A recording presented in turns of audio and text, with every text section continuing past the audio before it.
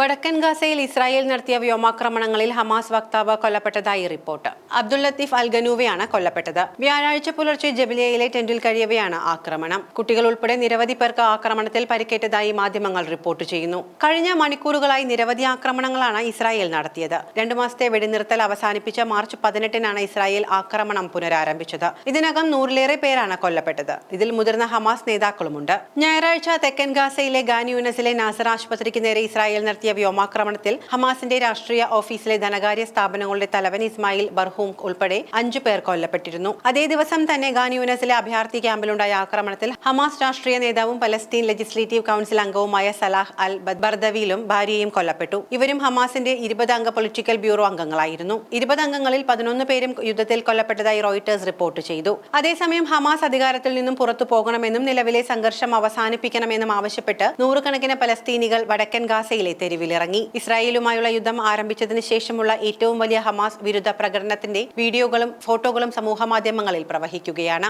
Gaza മുനമ്പിന്റെ വടക്കൻ ഭാഗത്തുള്ള bait ലാഹിയയിലാണ് പ്രകടനങ്ങൾ നടന്നത്. ഏകദേശം 2 മാസത്തെ വെടിനിർത്തലിന് ശേഷം ഇസ്രായേൽ സൈന്യം ഗാസയിൽ വീണ്ടും തീവ്രമായ ബോംബാക്രമണം പുനരാരംഭിച്ച് ഒരാഴ്ച കഴിയുമ്പോഴാണ് ജനക്കൂട്ടം ഹമാസിനെതിരെ ഒത്തുകൂടിയിരിക്കുന്നത്. ഞങ്ങൾക്ക് സമാധാനത്തോടെ ജീവിക്കണം, യുദ്ധം നിർത്തുക തുടങ്ങിയ മുദ്രാവാക്യങ്ങൾ രേഖപ്പെടുത്തിയ ബാനറുകളും പ്ലക്കാർഡുകളുമായി നൂറുകണക്കിന് പ്രതിഷേധക്കാരുടെ ചിത്രങ്ങളും വീഡിയോകളും ചൊവ്വാഴ്ച വൈകുന്നേരം പ്രത്യക്ഷപ്പെട്ടു. ഹമാസ് പുറത്തു പോവുക എന്നും ഹമാസ് ഭീകരർ എന്നും ഇവർ ആക്രോശിക്കുന്നതും വീഡിയോകളിലുണ്ട്. മുഖംമൂടി ധരിച്ച ആയുധധാരികൾ, ചിലർ തോക്കുകളും മറ്റു ചിലർ ബാറ്റണുകളും ഉപയോഗിച്ച് പ്രതിഷേധക്കാരെ ബലമായി പിരിച്ചുവിടുകയും ആക്രമിക്കുകയും ചെയ്തതായി മാധ്യമങ്ങൾ പുറത്തുവിട്ട റിപ്പോർട്ടിൽ പറയുന്നു. ആരാണ് പ്രതിഷേധം സംഘടിപ്പിച്ചത് എന്ന വിവരം ആർക്കും അറിയില്ല. കഴിഞ്ഞ ദിവസം ടെലിഗ്രാം വഴി പ്രതിഷേധത്തിൽ പങ്കുചേരാനുള്ള അഭ്യർത്ഥനകൾ പ്രചരിച്ചിരുന്നു. ഇതിനു പിന്നാലെയാണ് പ്രതിഷേധക്കാർ ഒത്തുകൂടിയത്.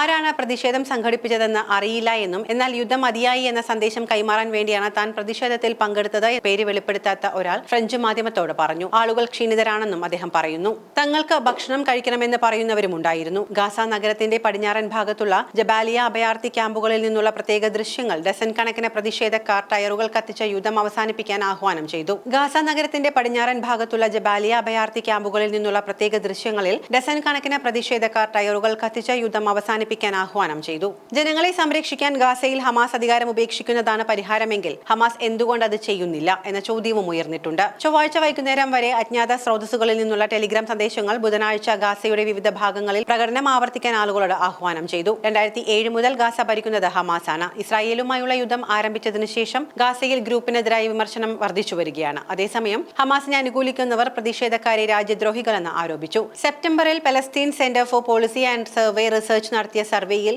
ഗാസയിലെ പലസ്തീനികളിൽ 35% പേർ ഹമാസിനെ പിന്തുണയ്ക്കുന്നതായും 26% പേർ അതിന്റെ എതിരായ ഫത്തയെ പിന്തുണയ്ക്കുന്നതായും കണ്ടെത്തിയിരുന്നു. 2023 ഒക്ടോബർ 7-ന് ഇസ്രായേൽ നടത്തിയ ആക്രമണമാണ് യുദ്ധത്തിന് തുടക്കമിട്ടത്. ഇതിന്റെ ഫലമായി 1218 പേർ കൊല്ലപ്പെട്ടു. ഇസ്രായേലിന്റെ പ്രതികാര സൈനിക ആക്രമണത്തിൽ ഗാസയിൽ കുറഞ്ഞത് 50,021 പേർ കൊല്ലപ്പെട്ടുവെന്നാണ് കണക്കുകൾ.